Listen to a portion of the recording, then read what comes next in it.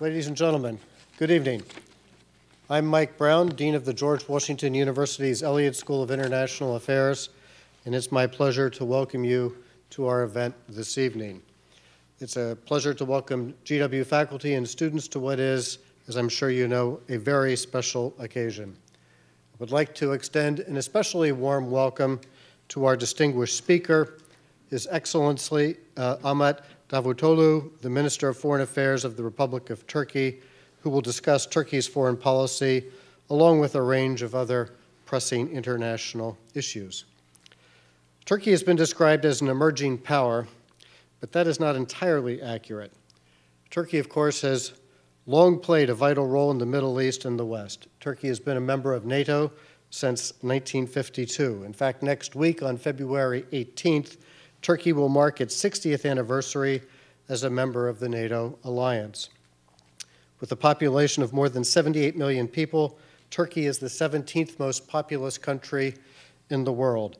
And with a $1 trillion economy, Turkey also has the 17th largest economy in the world.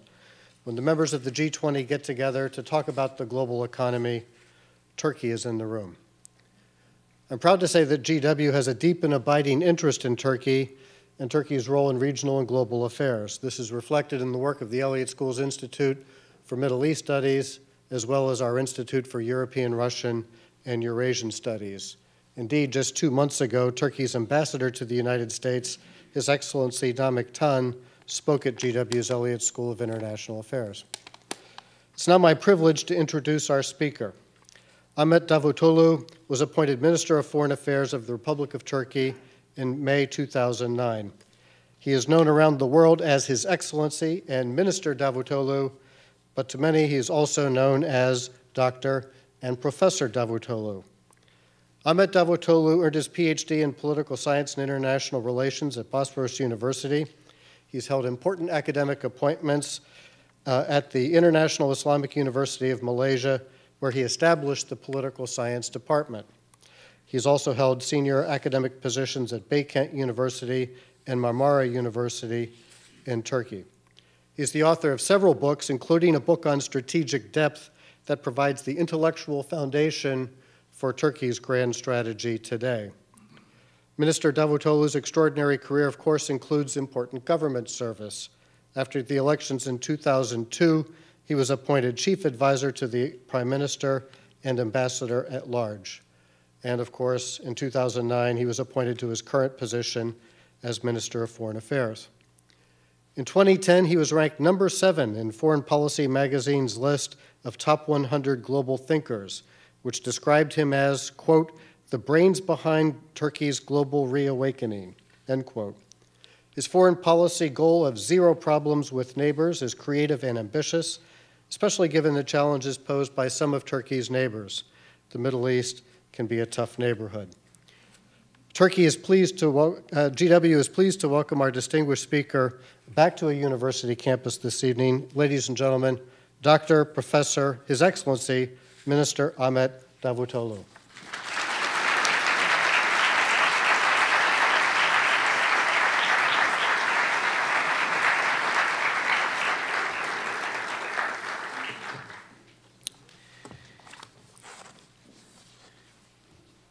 Distinguished guests, ladies and gentlemen, first of all, let me thank to George Washington University, as well as to Elliott School of International Affairs and to Professor Michael Brown for this excellent opportunity to have a chance to meet you and to share my views on recent international affairs, as well as historic transformation in world system. This morning at 3 o'clock, we arrived Washington, early morning. And from 9 o'clock until now, I was in Congress and in Senate. I had, I don't know how many meetings, but in every half an hour, I met with some congressmen, women, and members of Senate. It was a tiring day, and now it is 1 o'clock midnight in Turkey. But I feel very energetic because I am in a university as an academician. That is the best place, my natural place, to be in a campus, to be with my dear colleagues, professors, and dear students, in spite of all this tiring day, this is the best time to feel more energetic. Thank you very much for this opportunity. I am sure you want to listen more on Syria, on Middle Eastern issues, Arab Spring. But before that, I want to make a methodological introduction, since I'm in an academic environment. The basic question last year, when Tunisian revolution started, the basic question in our mind was, how would or should Turkey respond? I made a briefing in cabinet meeting. There, I used one phrase. Whenever there is a need of tough decisions, the first question we should ask to ourselves is, what is the logic of history, flow of the history? What is the spirit of the history?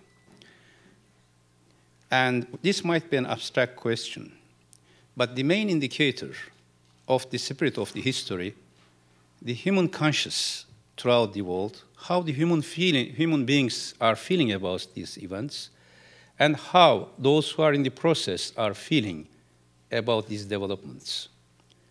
Especially in the critical turning points of history, we have to be on the right side of historical flow. Otherwise, we will miss opportunities. In order to understand what is the logic of history, flow of the history, what is the real spirit of the history, we should not be looking only just individual events, but the general process through which we are going through. The one man, young man, burned himself as a protest, Abu Aziz in Tunisia. But this individual event was a symptom, was an indicator of a new era. In those days, some countries, some academicians, some policymakers maybe thought that this is an individual event. In order to understand this historic change, the spirit of his mind set in the Arab youth, you have to look for a background. And usually, it might be also quite abstract. But I am sharing just with my dear colleagues and students here, we have to think at least 1 century long process, not just 1 year or 1 day or 1 week. At what stage are we today? 2 years ago, when I came and gave a conference at Harvard, I made a historical analysis, and I said, in modern times, in modern centuries, after every great war, big war, there was a new international order, or an attempt of an international order. For example, after 30 years' war, there was a Westphalian peace in order to end the previous status quo and open the ways for a new order. After Napoleonic Wars, we had 1815, we had Congress of Vienna. After First World War, we had League of Nations. After Second World War, we had System of United Nations. Cold War was a long war, continued almost half a century, but it was a war, much more comprehensive, much more widespread, and much more bloody even. Korean War, Vietnamese War, several regional wars between two poles. This war has ended in 1989. But from 1989 until now, neither there is a new international organization like United Nations, nor we have an international conference, inclusive international conference, like Congress of Vienna, in that sense, Eurocentric European system, nor we have a new set of values regarding to the international political, economic, cultural, global order. There is a huge change of technological instruments, but still, the general structure of international system is same like Cold War. The recent voting in UN Security Council when the voting was done, and there were 2 vetoes. I was in Munich Security Conference, and in my statement I said, this is a bad indication that Cold War logic is continuing. On one side you have Russia and China, on the other side Western permanent members and other countries. And last month, when I went to Tehran, I said there are certain circles who want to have a Cold War in our region and continuation of Cold War logic in our region. We are against this approach. Now, the question is, which nation will be affected most in Syrian events? Syrian people themselves first, then Arab neighbors, Arab League members, and the only non-Arab neighbor of Syria, Turkey. These 2 let me say countries, group of countries and a country will be affected most. And they are submitting a UN resolution which doesn't give any indication of foreign intervention, but this has been vetoed. In other cases of veto as well, we have some bargainings among the P5 and being decisions, either there is a consensus or there is a veto. Why I'm saying this? The old structures are continuing. We now almost more than 20 years passed, but still there is no set of new values. Now we have a global economic crisis in international order, but still the Bretton Woods system institutions are continuing almost in the same logic. But I will come to that point. G20 is a new formation to respond to this issue. There is a UN reform process as well. But both in global economic and political and also cultural system, there is a need of a new reformation. All the indications are there. We need to look at it. What happened in the last 20 years after the end of the Cold War? I can say there were 3 big earthquakes happened after 1989. 3 earthquakes, I think there was an earthquake in Washington last August, which was very rare. I know because even our residence historical building was affected. In Turkey, Istanbul and our region is like Los Angeles, San Francisco. We have many earthquakes. So therefore, just to make an analogy of earthquake, we had 3 earthquakes. Before the earthquake, we have certain indications of earthquakes, the huge earthquake, then aftershocks of the earthquake. What are these 3? The first one was in 1991, the collapse of Soviet Union. The previous indications of this earthquake started in 1989, the end of Cold War, fall of Berlin Wall, and the earthquake happened when Soviet Union has collapsed. It means, I call this a geopolitical earthquake. It changed geopolitical scene of the international system. I will come to this point, but just to complete these 3. The second earthquake was in 2001, after 10 years. A security earthquake because of 9/11. The mindset regarding security has changed. And the third earthquake, 2011, 1991, 2001, and 2011. After this century-long analysis, I am coming to decade-long analysis. Now we are facing an economy-political earthquake. Economic earthquake because of economic global crisis, which started in 2008 as indications, but real earthquake, economic earthquake in Europe, and political earthquake in the Middle East. For me, all these earthquakes are natural consequences of the absence of a new international economic, political, cultural order, which we needed after the end of the Cold War. Unfortunately, until now, we did not have such a new set of norms, a new institutional structures to respond to this crisis. And in front of us, there is a huge challenge.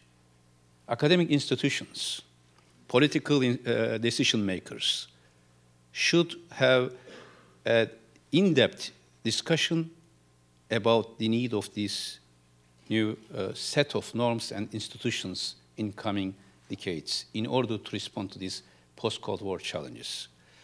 In the first earthquake, geopolitical earthquake, the geopolitical map of Eastern Europe, Caucasia, and Central Asia has changed. Many new states did emerge. The basic philosophical term or reference to this earthquake was freedom. More democratization, more freedom. You remember the concepts of New World Order, etc. And this Cold War, this earthquake cleansed the Cold War structures in Balkans, in Eastern Europe, in Caucasia, partially also in Central Asia. New democratic regimes did emerge. As Turkey, before this earthquake, this changed, we were on the right side of history because we were among the winners as the member of NATO.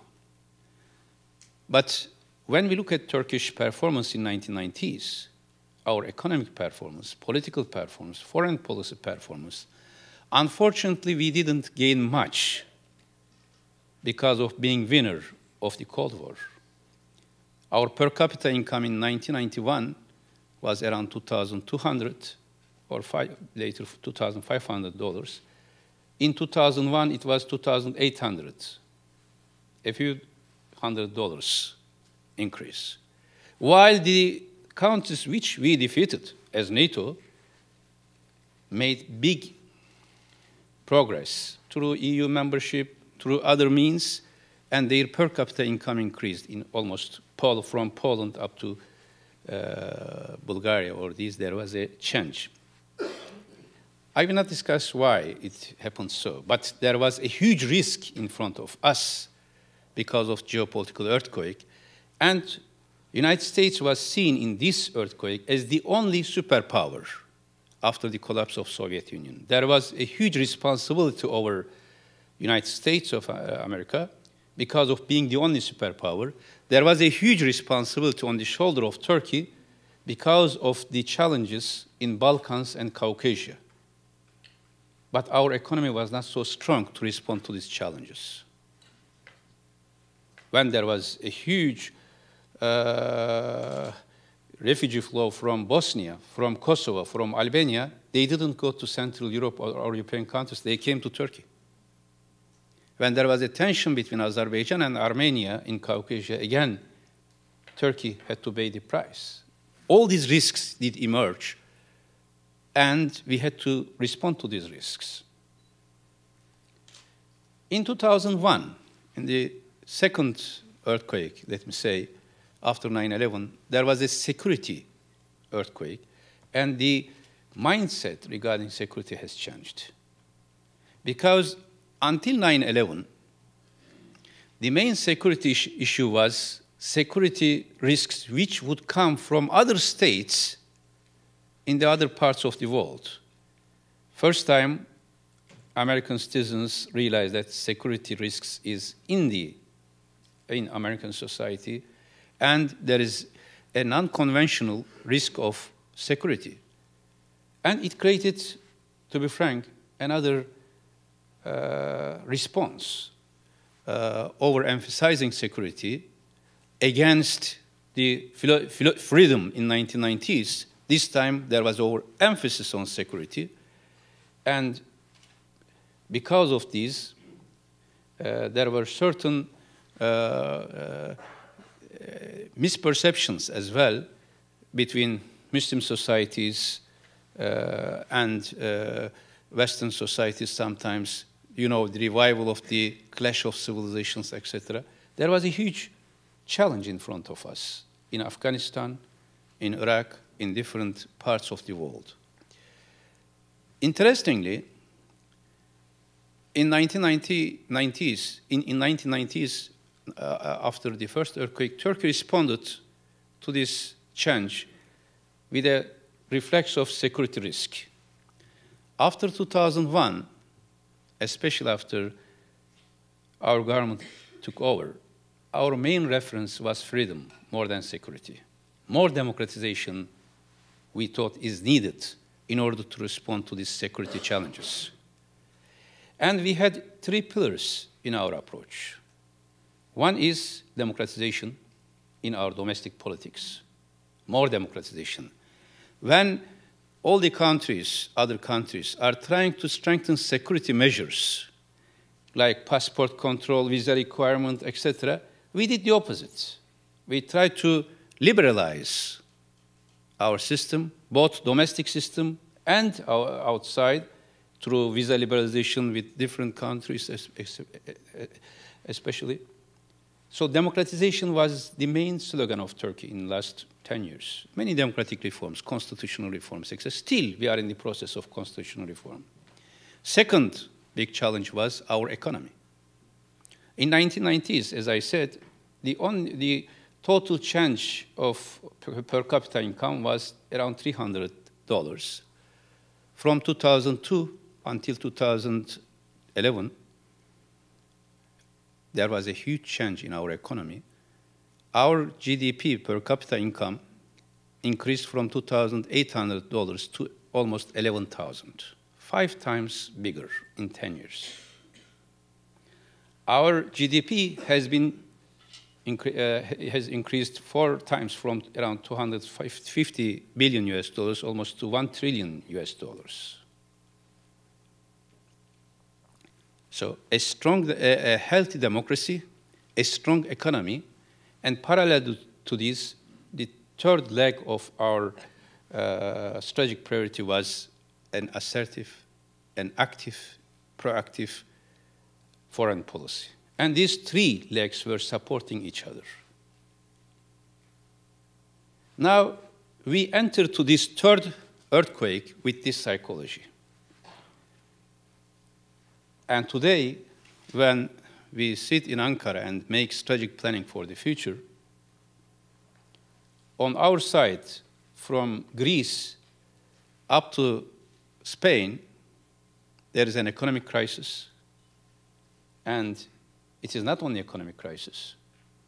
Technocratic governments are taking over, not elected governments, as a response to this crisis. In Greece and Italy, now technocratic governments are in power. There's a change in politics, in social life, and there's a huge discussion about the future of Europe.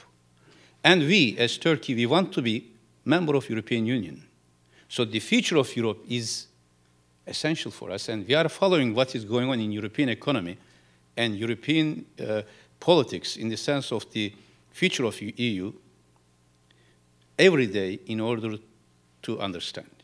Our vision for this challenge, I will clarify, for Europe, was full integration of Turkey to European Union.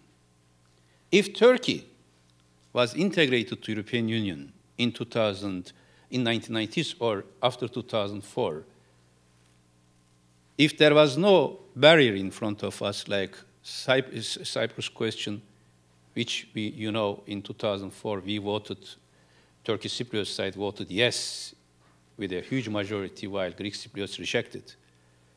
And if there was no barrier by French blockade to certain chapters, today we would have been either in EU or almost completing the negotiation process. If we were in EU would have been strategically much more influential, geopolitically much more relevant in world politics, because the history is flowing in our region. EU would have been much more stronger and dynamic in economy. I can give you one example. In 2010, 1.5 million Europeans lost job, and same year, Turkey created 1.5 million new jobs. So if Turkey was in Europe, there was almost zero negative change in employment. And if Turkey was in Europe, Europe would have been much more culturally inclusive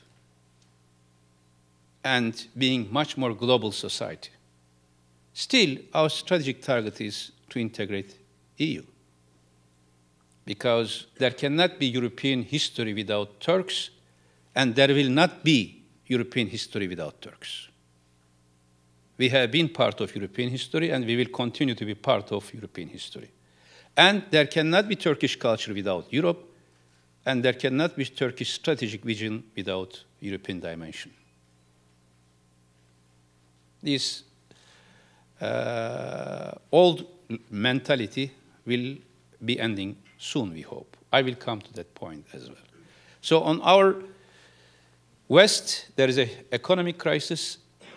In the south, from Syria up to Morocco, from Iraq up to Morocco, in fact, there is a political crisis. There is a political transformation. Economic and political crisis on our two sides. But at the center, there is a country which is politically stable, economically vibrant and dynamic, and foreign strategically a rising power.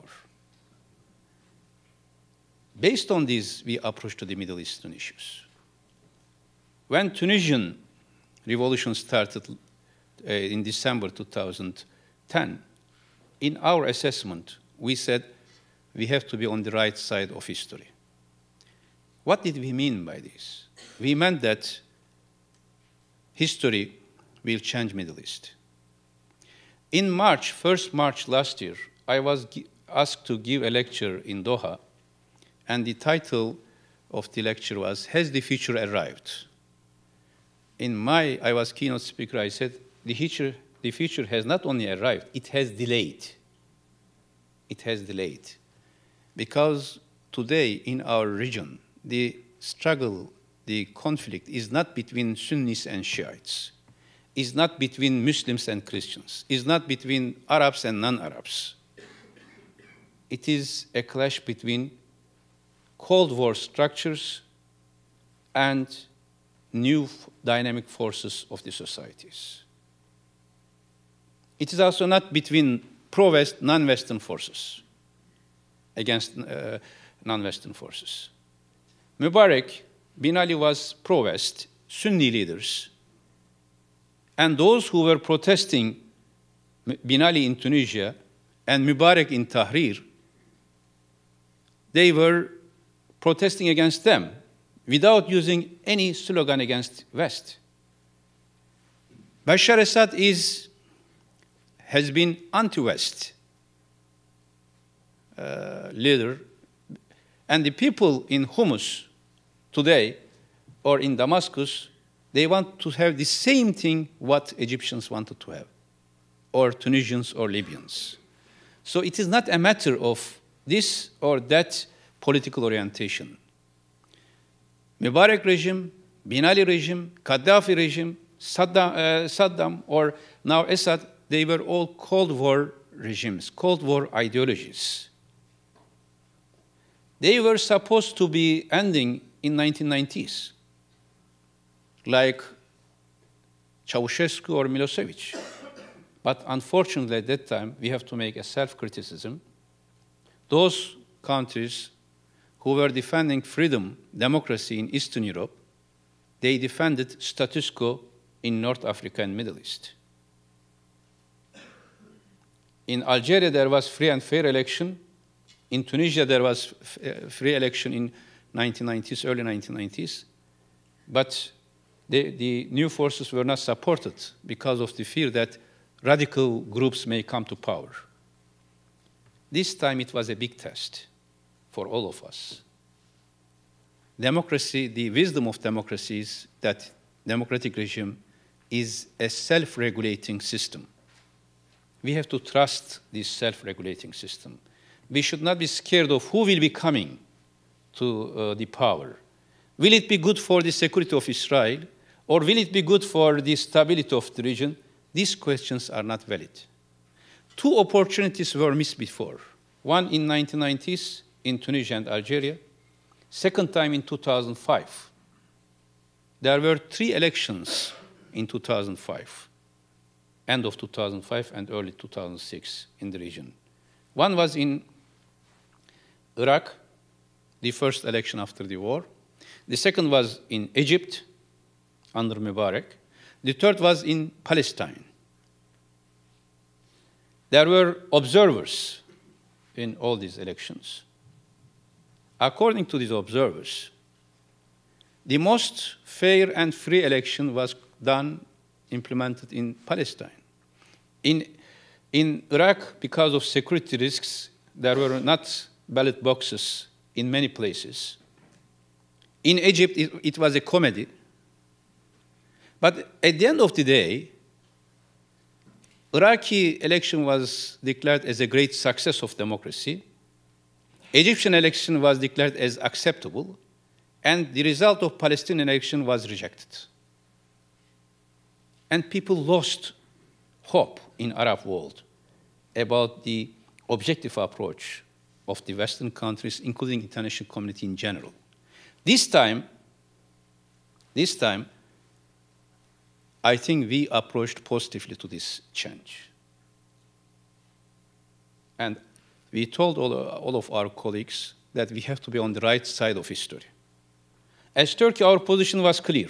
We put 2 principles as the main assumptions. One, in December 2010, after Tunisia, one, we will be defending the demands of the people, wherever they are. Because those demands are the right demands which we have been promising to our own people. We came to power in Turkey to make a civil authority, to strengthen rule of law, to establish transparency, to fight against corruption, accountability. These are the values we are demanding for our own people. We are not perfect, but at least everybody admits in the last 9 years, there was a huge change in all these criteria.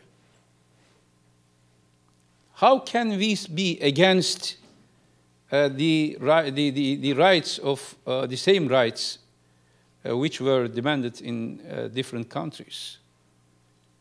But international community, let me say, some countries, they were at the beginning reluctant. In Tunisia, I don't want to give names of the countries, but some countries sided with Ben Ali, hoping that Ben Ali may continue. In Libya, some may have had different position. In Egypt, they waited for a while. But at the end of the day, I think today there is a consensus. There is a consensus that people say Arab Spring. I would prefer to say regional awakening or Arab awakening is a process which we all should support. Because without such a change in our region, there cannot be stability anymore.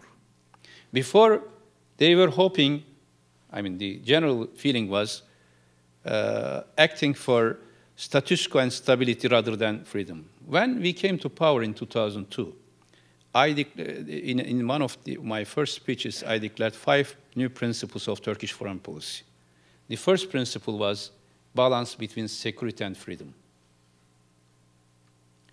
Because for many decades, Turkish people were told that Turkey has many security risks, therefore our first priority is security, therefore we need to sacrifice from freedom for a while. Wait for some time. We have special difficulties. Turkey is unique. We have to be we need more security.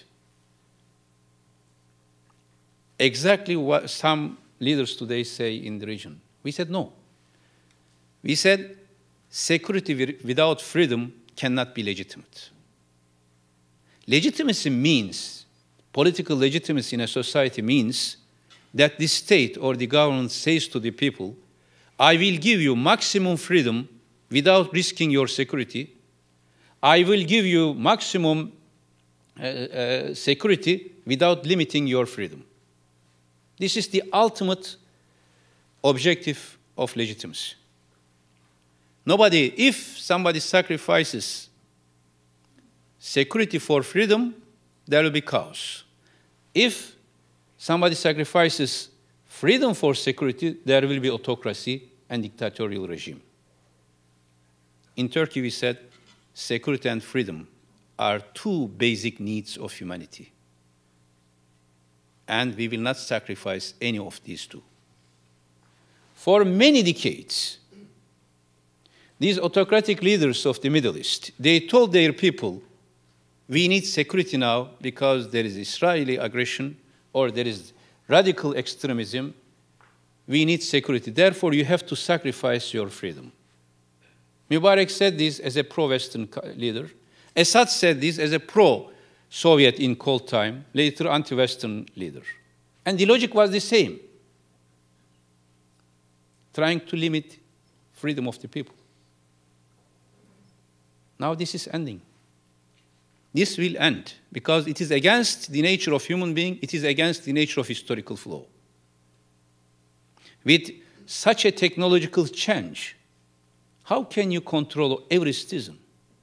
Therefore, this young generation uses Twitter, Facebook, other books, all books. Books are always good. Before we had revolutionary books, now we have Facebook. And in 1989, it is interesting, without understanding this technological change, in 1989, when Cold War has ended, I was writing my PhD thesis. I was using typewriter. Last week, usually whenever it is boring for me to stay in Ankara, I escape to Istanbul because I have a house in Istanbul full of books. And I was trying to escape from politics in 2007 and coming back to academic life. Therefore, I built that house with my wife just for my books. My daughter, youngest daughter, 12 years old, suddenly she came shouting, "Father, what is this?" I said, as if she discovered something new, because my wife brought my typewriter to the house from the previous one, and she saw, first time, even I wouldn't imagine such a shock. For me, a typewriter is natural, but for her, it is like an archaeological discovery. As if she discovered something from before Christ. And 20 years passed, only. And she said, how can I use it? I showed it. It became a hobby for him. She tried. It was interesting for her, but she said, it's too slow. And the question was, how can I erase if I do a mistake? And then, how can I make copy and paste? There is no copy and paste. There is no erase. You must be careful. The human dimension of using typewriter is more than the computers. But in 20 years, sometimes we forget this change. And Mubarak was in power when Egyptian young generation was using typewriter. He was in power when they were using Facebook. This is against the nature of history. Same when I spoke with Bashar Assad several times last year in order to convince him to make reforms and not to use violence against the people. But it was, although we had good relations, it was impossible to convince. Later I thought why it was not possible to convince. Or why it was not possible to convince Bin Ali or Salih to leave the power. I can say one word for this: illusion of the dictators. Since they didn't see any other experience, for them, sustainability of a dictatorial regime is natural and something which should be. A change is irrational because they didn't experience any change, except delivery of the power from the father to the son. This is illusion, that as if this status quo will continue. It is interesting. When I spoke with some of these leaders, and what will be happening to their future, I said, there is one simple indicator. It's one simple indicator of a regime, whether it is democratic or non-democratic, is, if you want to see this regime is democratic or non-democratic, you can make philosophical analysis, structural analysis, all type of analysis. but one observational analysis, let me say. If former president or prime minister lives in his country peacefully, that regime is democratic.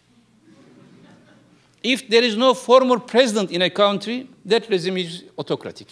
I told this to these leaders when they asked what will be happening in the future. I said, if you lose the election, you will be living peacefully in your country. If you win the election, you will continue. So simple. Today in the Arab world, former leaders are either in grave, like Gaddafi and Saddam, or in exile, like Salih and Bin Ali, or in prison, like Mubarak. There is no former president living in these societies. And every day, this new young generation are observing the change. We never claimed to be role model or model country to these countries. It will be a neo-Orientalist approach if somebody claims, I am role model for you. No. Each of these countries have their unique characteristics. There is a regional awakening, regional revolutionary spirit, but each of these countries is unique. We don't have time. If there are questions, I can compare each of these countries' military structures or political experiences. They are all unique. But there is one spirit. That spirit is the spirit of the young generation, their demands. We cannot have one model for every of this country. But the adaptation of change is the necessity for all. When we look from their perspective, recently I received a poll made by an international NGO. The most popular country in the Arab world today is, you may expect, Turkey, 78% popularity. Everywhere. When Prime Minister Erdogan went to Cairo in August, around 20,000 people gathered in front of the airport to welcome him with Turkish flags. Because he was the one who addressed to Mubarak from Turkish National Assembly, from the heart of the democracy, when 1.5 million Egyptians gathered in Tahrir, he said, now it is time to go. And you have to listen to your people. When we went to Libya, in one day, we visited 4 cities, Misrata, Tajura, Benghazi, Tripoli. 10,000 of people with thousands of Turkish flags in each of these cities were welcoming us. Why? Because of 3 reasons. 1, democracy. They want to have a success story. And they think that the backbone of this success story is democracy. 2nd, economic success. And 3rd, even more important, foreign policy activism and following a principled foreign policy and raising the voice whenever there is an injustice. Turkey never became silent when Israelis oppressed and killed children and women in Gaza, when Assad is killing today in Homs, when Mubarak attacked the people, or even more humanitarian, when nobody was caring Somalia. Turkish Prime Minister, several ministers, 200 Turkish intellectuals, singers, we went to Somalia with our families. When we landed in Mogadishu, it was the first airplane landed to Mogadishu after many months, and first prime minister in the last 25 years. And the condition was so terrible that when our plane landed, the wing has crashed, and we had to bring another airplane. Now Somalian people will not forget it. Tahrir, people in Tahrir will not forget the voice of Prime Minister Erdogan when Mubarak was oppressing them. It was a huge strategic risk. And personally, I was criticized how we took this risk. If Mubarak continued, how would be Turkish-Egyptian relation? It was interesting. Egyptian Minister of Foreign Affairs wrote a letter to me after this statement, expressing a very polite disappointment, praising Turkish-Egyptian relation, but also expressing disappointment because of this statement. And I wrote back. I said, Egyptian nation, we know, and we admire, we praise. Egyptian nation created many civilizations in the past. They know the best for their future. And when this chance is being given, Egypt will be another center of civilization in coming future. Maybe you don't understand it now, but Egyptian people will understand what our prime minister meant. After 1 week, Mubarak left. Important here is to take risk, but to be on the right side of history. And to implement a consistent policy. If we were silent to the Israeli aggression in Gaza, people wouldn't listen us today when we raise our voice against Bashar Assad. We were vocal when Israelis did a mistake. We are vocal when Bashar Assad today does a mistake. We will be vocal when any other country, any other leader oppressed our the people of our region or human beings. This is the basic reference point we need to. And now coming back to these earthquakes. The earthquake is still occurring. We are observing aftershock. We don't know how many years it may continue. In the first earthquake, 1991, it started, Bosnia War ended in 1996, Kosovo War ended in 1999. Despite of all the positive momentum regarding EU integration of these countries, regarding the end of the Cold War. Now we don't know the big challenges. There will be big challenges, big risks because of this economic political crisis, both in Europe because of economy and in Middle East because of politics. But we are here not to be afraid of the risks. We are here to minimize the risks and to open our societies, to prepare our societies for a bright future. What is the criteria again? Just to have a vision for the future, not to deal with the crisis. Our vision for our region is clear. A free and democratic region composed of countries, systems, based on the legitimacy of being elected by the people, more economic interdependency, more cultural interdependency, a free movement in the Middle East, and a new future looking for the new generation. The Cold War structures will be eliminated in our region. 2 weeks ago, I was in Moscow. They asked why you have now problems with Bashar Assad. Before you had good relations. I said, yes, we had good relations for 9 years because he was not fighting against his people. And we wanted him to be Gorbachev of Syria last year, but he preferred to be Milosevic of Syria. This is the problem. If we deal with this historic transformation in an appropriate manner based on the consistent values, that will end up with a new regional order, with a new world order.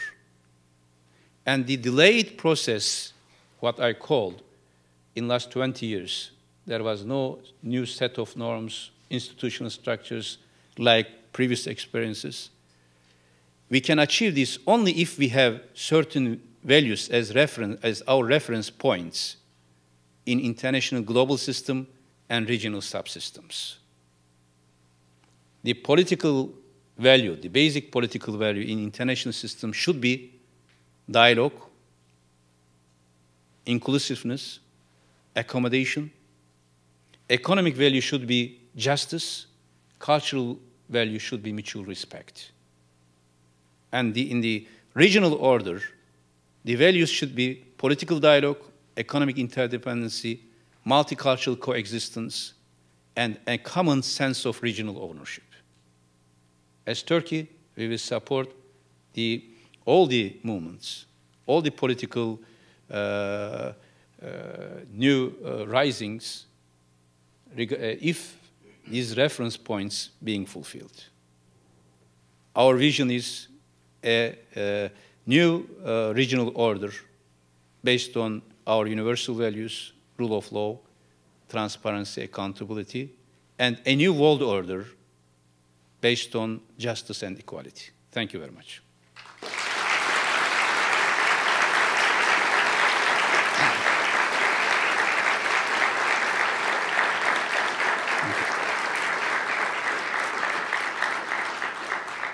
I understand there are question and answer session, or of course some we can. Yes. Good afternoon, Your Excellency. Professor Beyoğlu, I'm at the National Law College and also I teach at the Elliott School. I wanted to kindly ask you, I was reading the press today and I read essentially that Turkey. Thank you. I read that Turkey is planning some new initiatives in regard to Syria, given the failure at the United Nations last week. I wonder if you could share with us some of your thoughts as to what these new initiatives are. When this crisis started in Syria, in fact, before the crisis started, we had, as Turkey, we had a three-stage strategy. The first stage was bilateral engagement. Bilateral engagement means, as Turkish government, approaching to President Assad and Syrian administration and trying to work with them in order to make reforms and help them support the reform process. At the beginning, we were very optimistic that because there were several promises given to us in January, February, March. After April, we started to lose our hope, but still we continued to work very hard. And until August, until my last visit, when I had long session, 7 hours, with President Bashar Assad, we agreed on a roadmap, 1 month referendum, then a timetable and roadmap, a detailed one.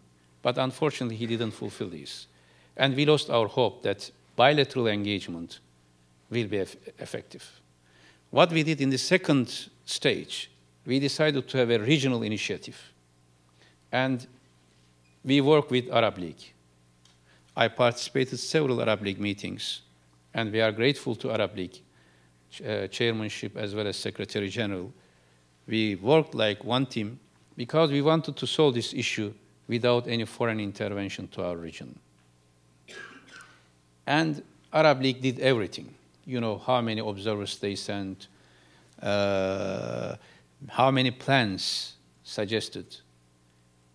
Again, Syrian administration gave many promises to the Arab League they didn't fulfill. Then Arab League and Turkey and some other countries went to UN Security Council, the third stage, to make it an international issue, to create an international solidarity. But unfortunately, in UN Security Council, there was a veto and the deadlock. Therefore, in these days, we are making a new assessment, reassessment, with Arab League, basically.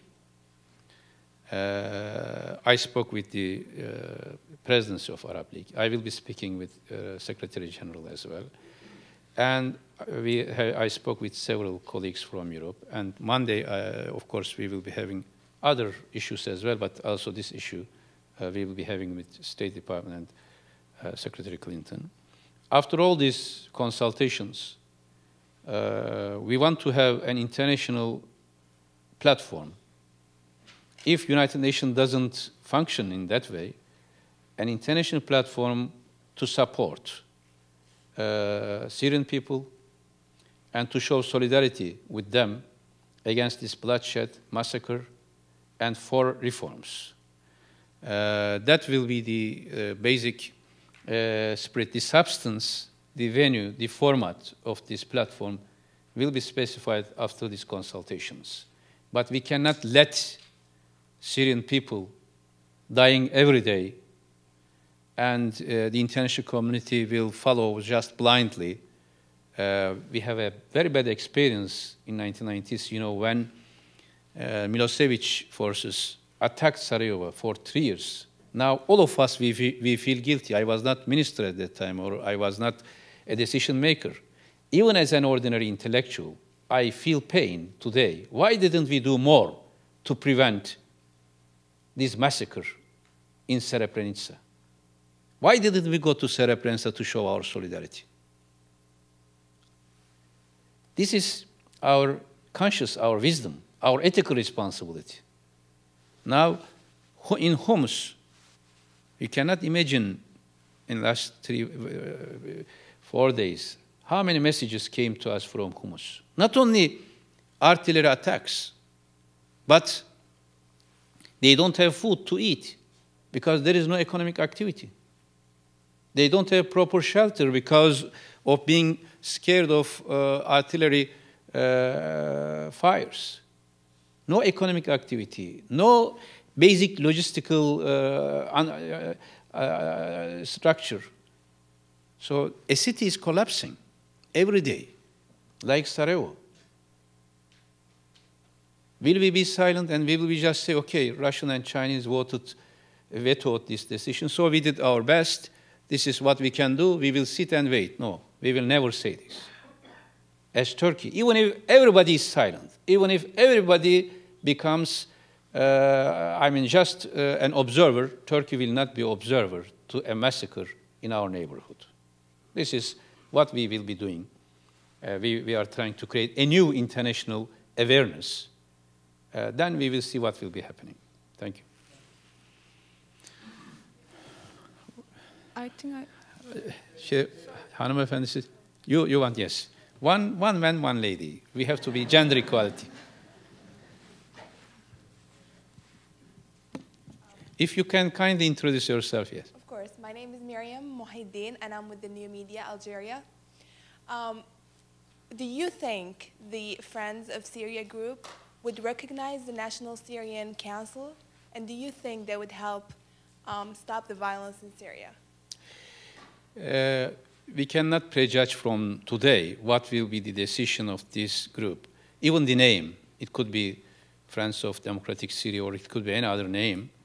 But all this decision will be taken, of course, through consultations. Important is to continue to keep our eye on Syrian events and continue international solidarity and pressure on Syrian, solidarity with the people and pressure on Syrian administration to prevent more massacres.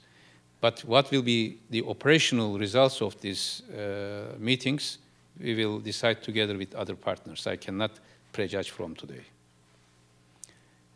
Tamam, şimdi size, yes, now. My name is Kani Zulam. I'm with the American Kurdish Information Network. Mr. Minister, I once heard you introduced as a Kissinger-like figure, almost like a magician, someone who could almost walk on water. Kissinger once noted that the Iran-Iraq war was good. It was as if the giants were playing the Patriots. That war, as you know, the Americans sold Israeli weapons to Persians who killed the Arabs. And with the proceeds, the Contras were supported against the Sandinistas. Do you like to be associated with the Kissinger? And the question I have is actually, I think you're more like the New York Governor Eliot Spitzer. And I asked that question with a heavy heart. He was against prostitution in Manhattan, but patronized one himself. Your government fights against the Kurds inside Turkey, bans their language, but tells the world it's against authoritarianism. What can you tell the GW students about this? About Henry Kissinger, I never claimed that I am Kissinger, or every personality is a personality, I mean, unique personality. I don't claim this. That was, some analogies were made not because of our approach, I think because of the activism we tried to show. But the approach, I am sure, if you followed us very closely, we never promoted any war, neither in our region nor in the globe. Turkey has been implementing a peace diplomacy for several years. Even now, today, we have problem with Israel, and we have problem with Syria, Syrian administration. But personally, I was mediating between two sides, and our prime minister was trying to close the gap for 2 years in order to have a peace between Syria and Israel. And again, when there was a problem between Iraq and Syria in 2009, I mediated between two sides to ease the tension. When there was a problem in Gaza, I spent 1 week in Damascus, Cairo, in order to end the fighting. In no place we provocated, promoted, or supported any fighting group. About your second question, I wish you to understand the current Turkish politics properly. Turkish politics today is based on democracy. And Kurdish origin citizens of Turkey have the same rights with any other citizens. One day, please open TV, Meclis TV, Turkish parliament, and listen how members of parliament are expressing their views. Especially those you are claiming that those who are being oppressed. How they are expressing their views in a very free manner. You cannot compare Turkey with any other country. In Turkey, there was a free and fair election last year, and Kurdish populated cities, in those cities as well, they voted more to our party than to any other party. Because it's a free choice. And in the parliament, all these ideas being expressed. In social life, everything is discussed. What you portrayed as Turkey today is, in fact, what I said, security-oriented Turkey in 1990s. But no country can tolerate terrorist attacks against civilians. We can tolerate everything. We can tolerate all the opinions, all the ideas. We are a democratic society. But nobody can tolerate, neither American society, nor European society. No democratic country can tolerate terrorist attacks, terrorist methods. Now I will be even more frank. In my theoretical analysis, I said these are archaic structures of Cold War, these regimes. PKK is an archaic structure of Cold War, a dead Marxist ideology together with ethnocentric violence. This is an archaic structure. When PKK is being eliminated as an archaic structure, any political movement, any cultural movement in Turkey will be free, and today they are also free. They are all free. All these approaches are free. Therefore, the second analogy was wrong. The first analogy was wrong. The second analogy even was worse, the opposite.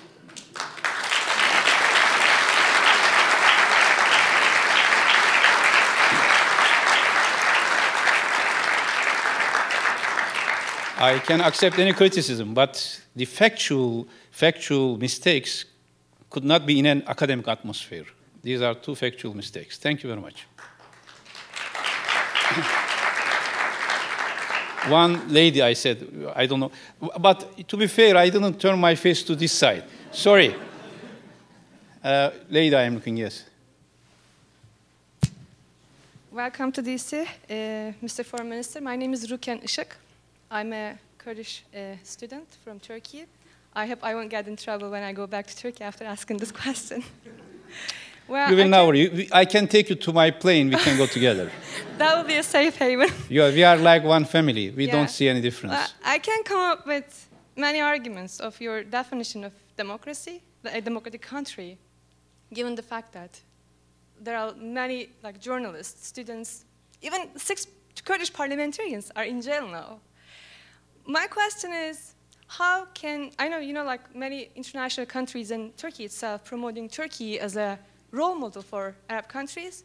So how can Turkey, with all those domestic problems, can be a model for Arab countries? If they seriously want to adopt the system, they can take it. I don't want this as a Kurd in Turkey. And I'm not speaking to propagandate against Turkey. I myself had a lot of problems when I was in Turkey. Which type of problems? Like I was jailed for 5 months just for petitioning the university for an elective course, just 10 years ago. And I was dismissed. 10 years ago, not Yes, today. but I was That's good. But I was Okay. expelled from the university, and I was in jail. But for 5 months, that's okay, because that's very usual for Kurds. It's like 5 months is nothing. But when I came to the United States, I realized that it's a big thing because people are not jailed. They say, wow, that's huge. Anyway, sorry, I don't want to take your time. Okay. So sorry for that. But like, how are you going to solve the problem? I know you're saying that PKK, terrorism, but people who are in jail now, I don't think that they're terrorists. And one more, Professor Büşra Ersanlı?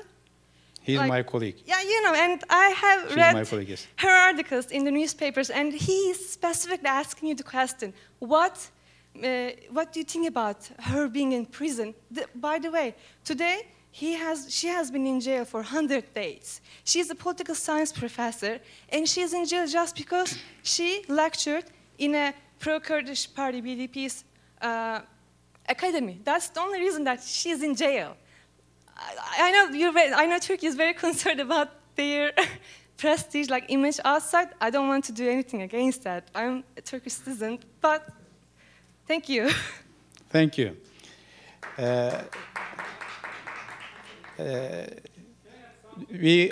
No, it's okay. I think that's a repetition of the same question that I will answer. There might be other questions. In the world, we are not living in paradise. We never claim that any society is perfect. All societies have domestic problems. In the United States, there were other domestic problems. There are still. In Turkey, we are living in a dynamic life. Therefore, we have problems, and we will solve these problems based on these values. But if you give one example and just try to create an impression, a wrong impression on Turkey, this is not just and fair.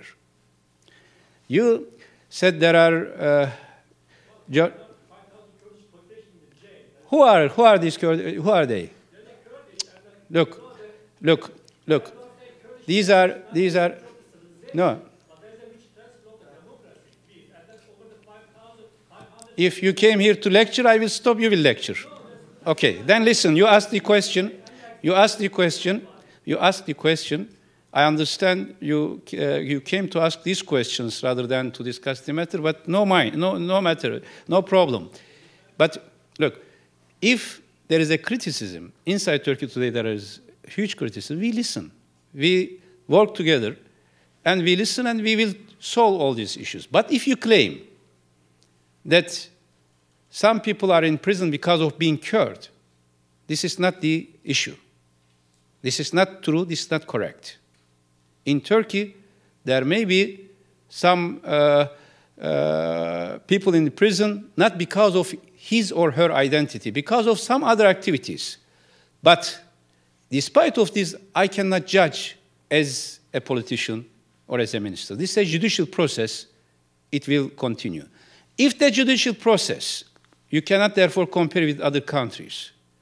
There are many stages to correct any judicial decision. If it is not finalized there, you can go to European Court of Human Rights. Turkey is a part of universal judicial system. Okay? There is nothing which is inconsistent with the values and principles and mechanisms of Council of Europe. Therefore, you cannot compare Turkey with any dictatorial regime where there is no rule of law, there is no freedom of expression. I told you, open and watch the discussions in the parliament. Yeah, okay. And in that parliament, everything is being discussed. In Turkish society, everything is being publicized. But if some people try to organize military coup d'etat, this is the claim. I don't say this is right or wrong. Or support some terrorist activities, these are judicial cases which will see the result. If you ask my opinion, we hope these judicial processes will end as early as possible, not prolonging. But we have all the list of these people who you claim that they are being arrested because of being politicians. I will give you one example. Which country can tolerate that some businessman will be taken out of the city to some places outside city, and there is a court deciding him that he doesn't pay tax to terrorist organization, therefore he will be punished? Which country will tolerate this? Will United States tolerate, or will any democratic country tolerate some so-called politicians, which they are not, they take businessmen, we have all these informations, and judge him, punish him because of not giving tax to the terrorist organization. Is it a peaceful activity? Killing 4 ladies like you, young ladies, in a car, is it a peaceful activity? Okay? Is it a peaceful activity? In Turkey, there were some misimplementation. In 1990s, not only you, many other students face problems because of their dresses or because of their ideologies. But today, there is no such a case in any Turkish university. Of course, there is a need of more improvement, and we will be doing it. But we will be doing it with all Turkish citizens, Turkish or Kurdish, Sunni or Alevite, this region or that region. We will do this success together. And nobody will divide us based on ethnic or sectarian identities. That will be the success of Turkey. One day, if you criticize us as a Turkish citizen of Turkey, without making any reference to any ethnic or sectarian identities, because we respect those identities. But these are the issues of being citizenship.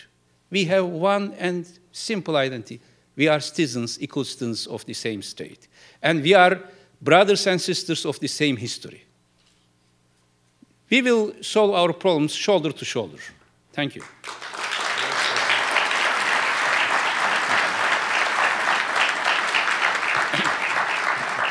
I'm especially grateful for Professor Michael Brown. I thank you very much for this opportunity. Well, thank you. I wish we had time for you to also solve the Iranian nuclear issue, which I had hoped we would talk about, but we've already gone well beyond the 6 o'clock hour when we were supposed to, and I know you've already had a very busy day, and you still have more meetings this evening, Your Excellency.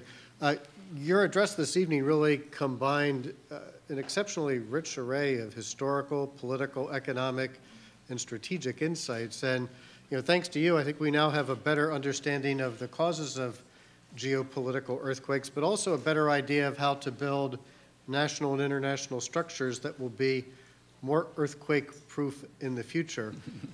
Whenever you have time in your travels to Washington, D.C. to come back to George Washington University, we would be delighted and honored to welcome you here. But for this evening, on behalf of the students and faculty of the George Washington University, I'd like to thank you for your time and insights this evening. Thank you very much. Thank you, sir.